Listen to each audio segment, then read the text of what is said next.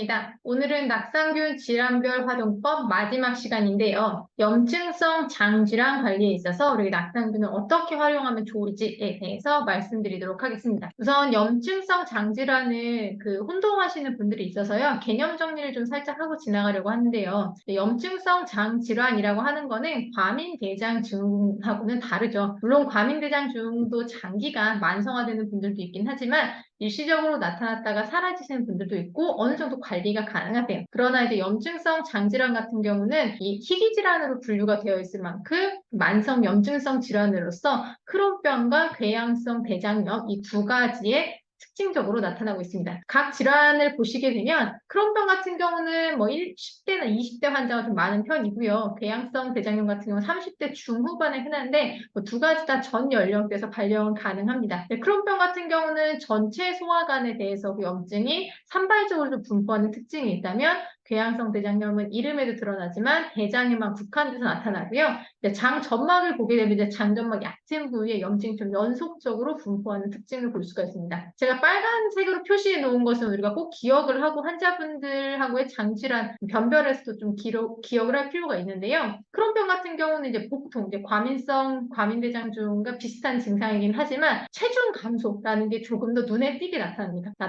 우리가 이제 과민대장증후군 하게 되면 복통과 함께 보통 화장실 갔다 온 증상이 많이 완화가 되고 설사나 변비 같은 배변 습관 변화를 주되게 본다고 하면 크론병 같은 경우는 복통과 함께 체중 감소 이게 아무래도 소화관 전체에 염증이 산발적으로 늘어나는 상황이다 보니까 영양소 흡수 면에서의 문제가 좀 지속되는 상황이라고 보시는 게 좋을 것 같아요. 궤양성 대장염 같은 경우는 혈변이 주요 증상인데 이것에 이제 오류가 많이 나는 것은 치질. 이제 치질 같은 경우에 평소에 이제 특히 있으셨던 분들 같은 경우는 혈변이 나타났을 경우에 좀 미루다가 오히려 진단이 늦어지는 경우들이 꽤 있기 때문에 우리가 이 증상들 좀 기억을 할 필요가 있겠습니다. 이 염증성 장질환의 치료는 아무래도 약물과 수술 두 가지를 주축으로 하고 있는데요. 약물 같은 경우는 이게 자가 면역 질환의 일종으로 구분이 되다 보니까 면역 조절제나 항염증제 그리고 스테로이드 제제들을 사용을 해서 전반적인 염증을 완화시키는 치료를 진행을 하게 되고요. 만일에 이 약물이 관액이죠. 질환이 없는 상태를 유지하는 기간이 너무 짧다 아니면 증상이 잘 조절되지 않는다라고 할 때에는 염증 발생 부위를 절제하는 수술 치료를 하게 됩니다. 아무래도 염증을 드러내는 거기 때문에 효과는 좋지만 이게 장의 일부를 잘라내는 상황이라서 장에서 이루어지는 생리적인 기능이 제대로 진행되지 않는 문제가 굉장히 크게 되겠죠. 그리고 일상적으로 불편함이 나타나는 것도 있고요. 이 염증성 장 질환에 있어서 우리가 이제 프로바이오틱스 일반적인 유산균이라던가 낙상균을 이야기하는 이유는요. 염증성 장 질환자 같은 경우는 항상 장내균총 불균형이 동반돼서 나타나기 때문입니다. 우리가 이제 장내 불균형이라고 하게 되면은 장내에서 생성되는 대사산물의 변화가 올 수밖에 없고요. 이 대사산물 중에서 특히 단세지방산이라고 하는 거는 단세지방산이 증가하게 되면은 장내 환경이 변화하면서 누구한테 유익균한테 살기 좋은 방향으로 전환이 되면서 유익균들이 더 잘 자랄 수 있게 도와주잖아요. 그래서 일종의 이 단세지방산을 프리바이오틱스로서 이렇게 설명을 하기도 하더라고요. 어쨌든 이 단세지방산이라고 하는 것에 가장 이 염증성 장질환에서 주목하는 것은 바로 이 항염 기능과 면역 기능 조절을 통해서 과도한 염증 반응을 억제하는 것인데요. 이렇게 함으로써 나타날 수 있는 이점은 임상적인 진행을 지연시킬 수 있다는 겁니다. 즉 당장의 활동기능 치료가 필요하겠지만 관해기를 유지하는 데 있어 관해기를 하면은 질환의 상태가 심해지지 않고 유지되는 그러한 기간을 말하는 거죠. 그 기간을 좀 관리하는 데 도움이 될 수 있을 것 같아요. 그러면 직접적으로 염증에서 어떤 도움을 주는지 좀 보도록 하겠습니다. 이것이 지금 단세지방산에서 단세지방산, 즉 염증성 장질환에서 단세지방산이 어떻게 이 염증을 조절하는지에 관한 것을 정리해놓은 논문에서 포인트만 제가 가져온 건데요. 장내에서 단세지방산의 생성량을 결정하는 요소는 세 가지가 있습니다. 주되게는 첫째는 장내균총이 어떻게 구성되어 있는지 그리고 기질, 즉 우리가 먹는 것들에 관련된 거겠죠. 그리고 장 통과 시간, 변비 같은 것처럼 너무 오래 머무는 것도 안 좋지만 너무 빠르게 통과하는 것도 좋지 않아요. 적절한 시간 유지가 되어야만 이게 장내에서 대사산물들이 좀 작용을 할 수가 있는 거죠. 이제 단세 지방산 중에서 낙산은 거의 우리가 대장의 에너지원을 흡수해서 활용된다라는 우리가 너무 많이 공부를 했었죠. 이거 같은 경우는. 특히 이 염증성 장질환 같은 경우는 방금 말씀드린 이 장내 균총 종류가 건강한 사람과 워낙에 다르다 보니까 이 대사 과정에서의 차이가 나타날 수밖에 없다는 거죠. 그 중에서 여러 가지 여기 논문 보게 되면 다양하게 정리를 해놨어요. 일단은 요거는 단세지방산이 이제 커플 리셉터라고 해서 이 단세지방산의 신호를 전달하는 주요 그리고 경로인데요. 이 경로가 어떤 방식으로 작용을 하는지 각 질환마다 연구된 부분들이 많아요. 그중에 지금 보시는 것처럼 염증성 장 질환에 있어서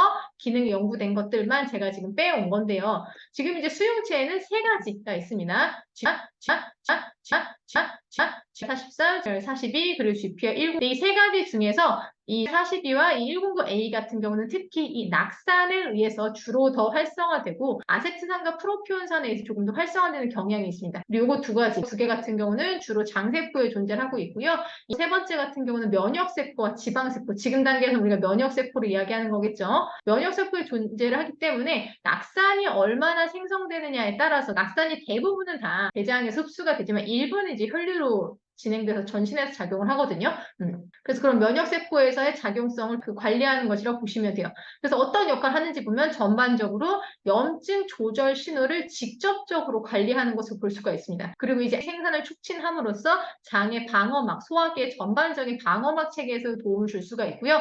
또 하나는 상처 치유 조절의 그 유전자 발현을 증가시킵니다. 그리고 면역세포에서 그 염증이 진행이 되려면은 혈관 신생 과정이 필요한데 이것을 억제함으로써 염증이 과해지는 것을 좀 줄여주는 그런 것들에 대해서 이제 주목이 되고 있는 거죠. 여기 지금 보시는 것처럼 단세지방산 생리적 기능에 대해서는 굉장히 많이 연구가 되어 있습니다. 각각의 타겟과 실제 경로 그리고 실질적으로 어떤 역할을 하는지. 그래서 이제 낙산 관련한 것이 각종 질환에 있어서 우리가 단순히 이제 유산균만을 먹는 것이 아니라 장내에서 낙산을 늘림으로써 생리적 기능을 개선하는 것에 대한 관심도가 매우 높아지고 있고 이것을 실제로 특정 질환에 어떻게 활용할 것인가 그리고 어떤 물질을 활용할 것인가에 대해서는 아직까지는 조금 더 연구가 필요한 상황입니다. 그렇지만 지금까지 알려진 바, 연구된 바를 가지고 우리가 현장에서 활용할 수 있는 것은 바로 이런 내용인데요. 일단은 활동기 염증성 장질환 같은 경우는 치료가 우선입니다. 낙산균을 보조로 활용할 수 있겠지만 어떤 약물을 잘 활용할 수 있도록 하는 게 1번이겠고요.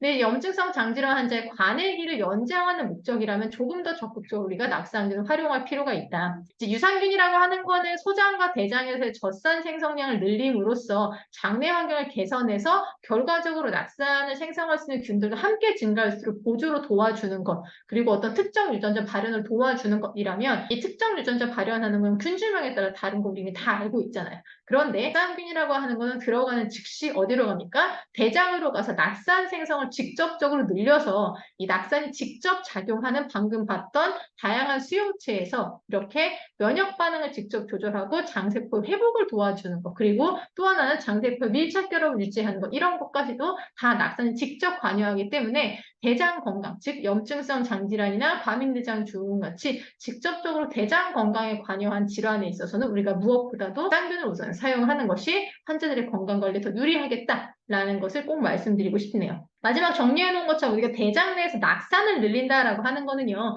대장의 생리적 기능 유지를 하고 1차 면역 장벽을 강화한다라는 것이 가장 기본 포인트이고요. 저렇게 되면은 그러니까 유해균이라든지 나쁜 물질이 체내로 덜 유입되게 되는 것에 대한 기능이겠고요. 그리고 두 번째는 낙산이 늘어남으로 인해서 직접적으로 면역세포 활동성이 조절되는 것이 있죠. 그래서 항염 기능으로 인해서 과도한 염증 반응 억제를 하면서 우리가 전신에서 뭐 비만 있으신 분들 같은 경우에도 저강도 염증을 조절한다거나 우리가 이제 보통 다이어트 하고 난 다음에 요요가 쉽게 발생하는 게 전체 대사가 좀 무너져서 있는 부분도 있잖아요. 이런 부분에 있어서도 장내 균총을 좀 잘 조절하게 되면 요요가 좀 덜 발생하는 경향이 있대요. 그래서 이런 거를 관리하는 데에도 염증 관리가 꼭 필요하다. 우리가 기존에는 염증 관리에서 뭔가 오메가3로 염증 시장 물질을 관리하고 항산화제를 먹어서 이제 그 염증이 더 발생되지 않도록 하는 중간 신호들을 차단을 했다면 아주 직접적으로 염증을 일으키는 물질의 유입과 그 면역세포 활성성 조절을 위해서는 반드시 이 낙산균의 역할이 필요하다라는 것을 기억하고 복합적으로 잘 활용을 해주시면 좋겠습니다. 오늘의 강의까지 우리가 낙산을 현장에서 어떻게 활용하면 좋을지에 대해 질환별로 좀 해설을 드렸는데요. 학생들 현장 활동에 도움이 되셨으면 좋겠고요. 나중에 또 기회가 되면 뵙도록 하겠습니다. 수고하셨습니다.